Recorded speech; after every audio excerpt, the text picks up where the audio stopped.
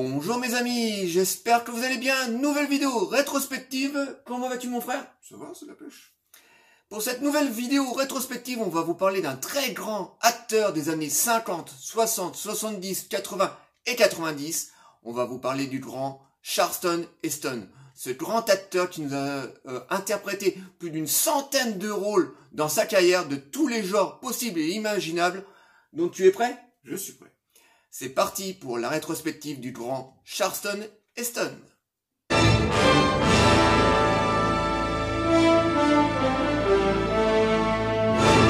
Le grand Charlton Heston, de son vrai nom John Charlton Carter, est un acteur qui est né le 4 octobre 1923 à Evanston, en Illinois.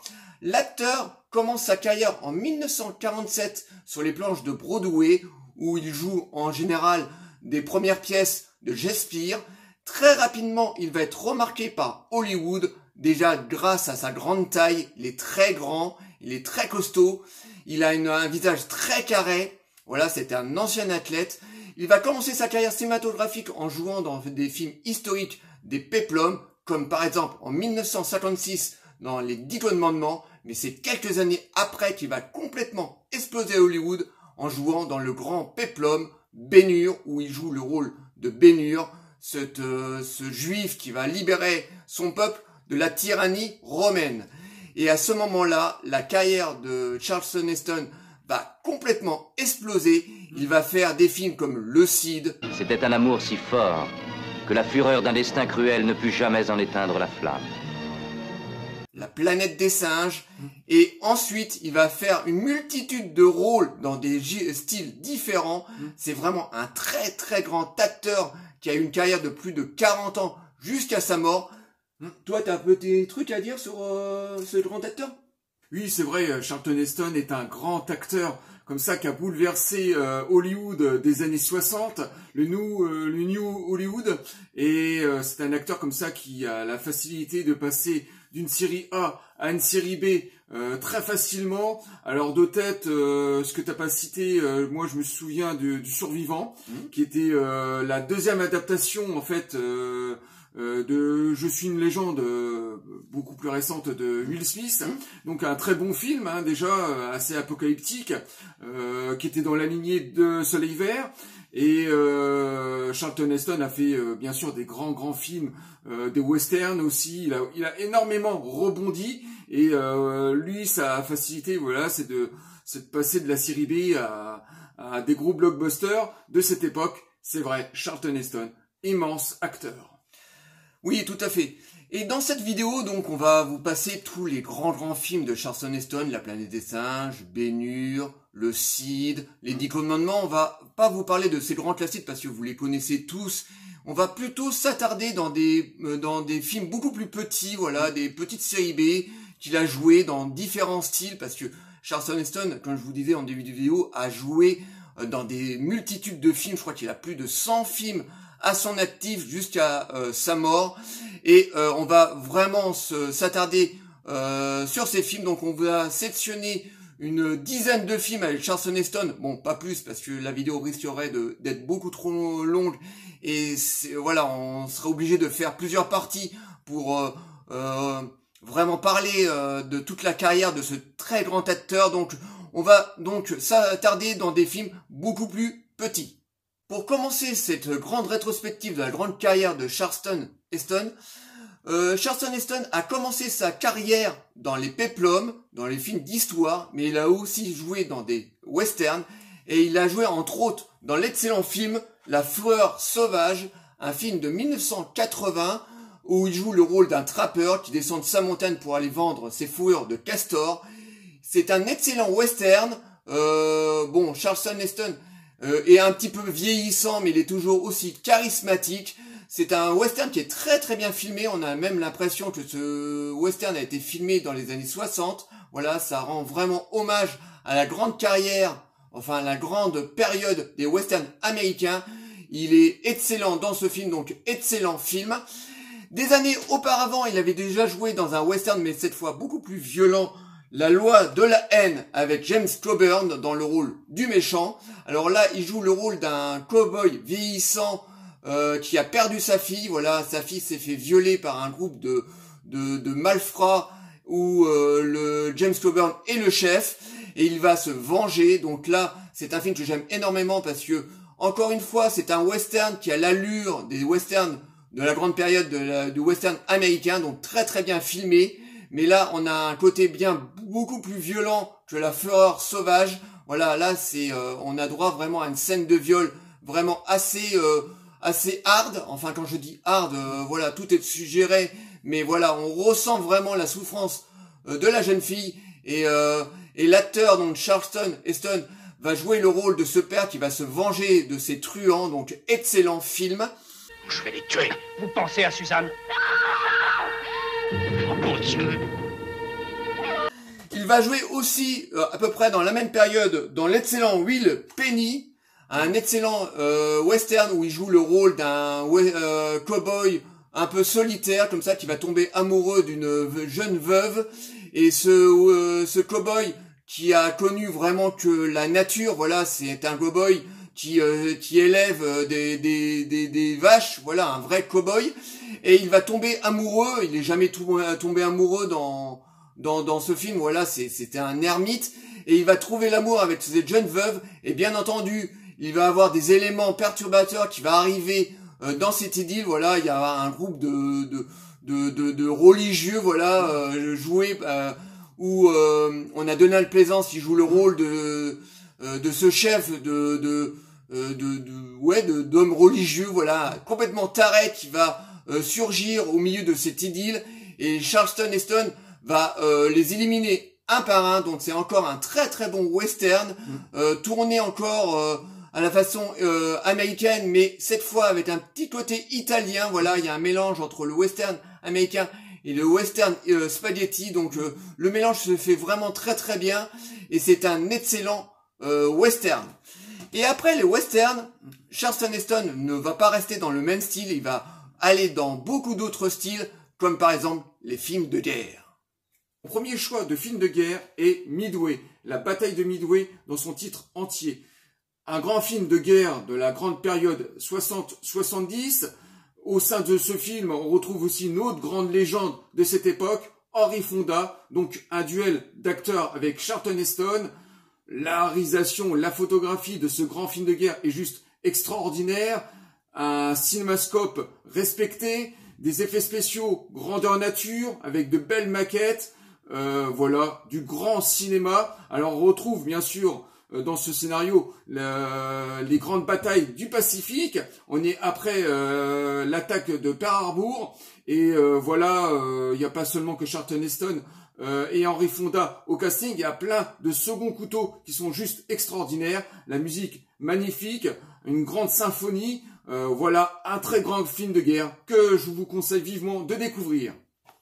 Et ensuite, je vais enchaîner avec cette fois-ci une série B, La Symphonie des héros. Alors, c'est un film beaucoup plus petit, hein, c'est tout simplement une série B comparée à Midway.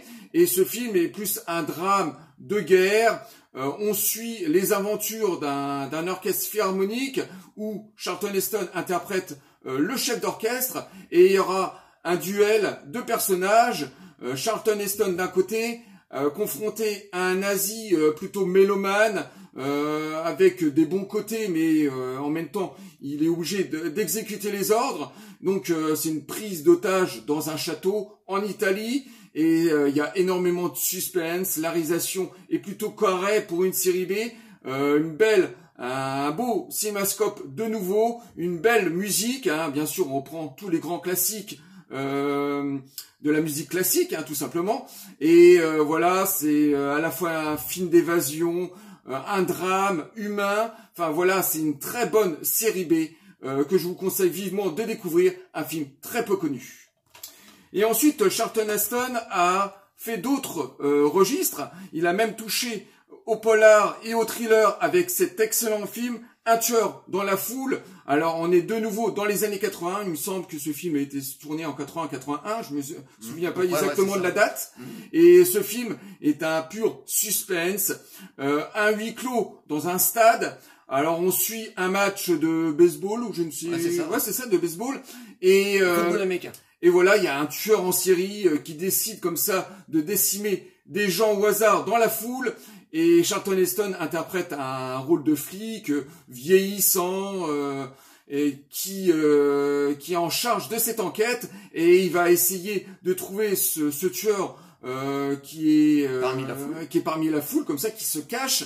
Donc c'est un film avec énormément de suspense, qui est pas très rapide, qui est assez lent, qui prend son temps, mais il y a énormément de suspense, énormément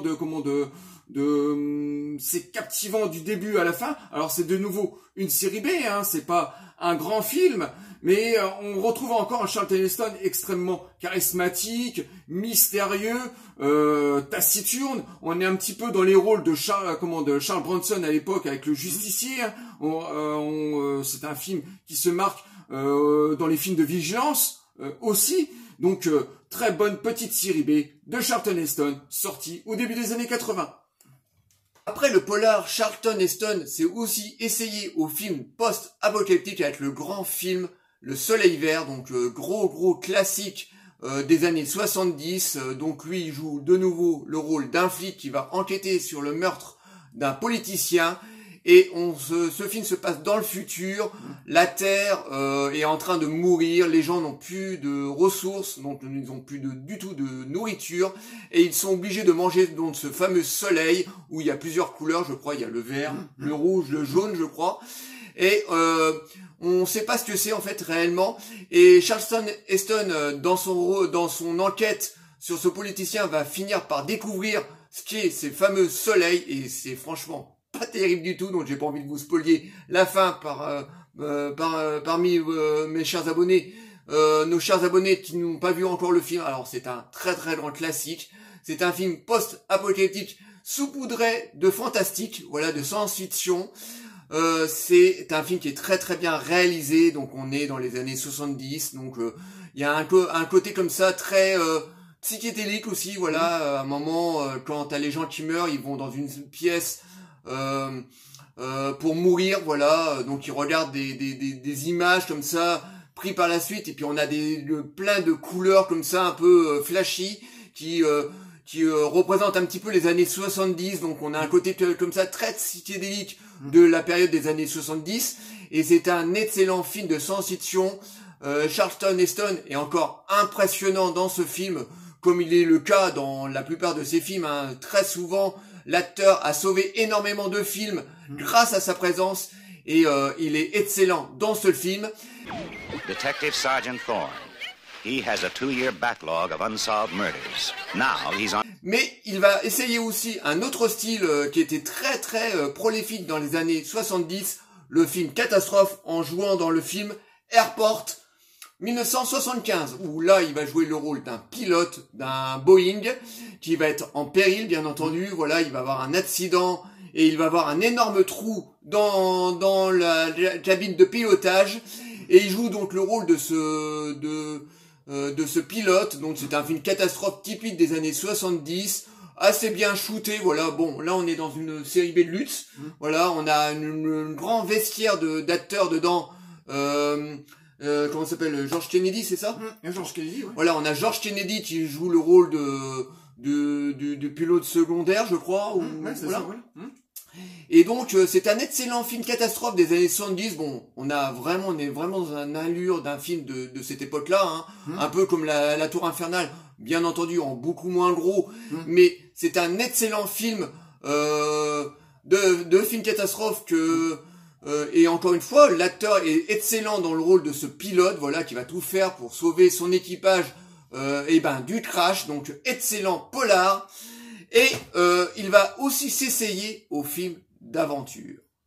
Et ce film d'aventure est La Soif de l'or. Alors c'est un film d'aventure survival, tintiné de fantastique. Alors le pitch de ce film, on suit les aventures d'un aviateur qui récupère une carte d'un ami qui a disparu dans les montagnes pour aller chercher de l'or. Et Charlton Heston va jouer le rôle d'un ancien minier complètement devenu fou dû à l'or. Alors c'est un excellent film, une petite série B qui est sortie au milieu des années 80. Le film a été réalisé par Charlton Heston lui-même, donc c'était une de ses premières réalisations. Le film est excellent, voilà, c'est un excellent film de survival. Lui, il joue le rôle donc de ce minier qui est complètement starpé, voilà, qui tue absolument tout le monde qui s'approche de cette mine parce qu'il est persuadé que sa mine est remplie d'or, ce qui est un peu le cas.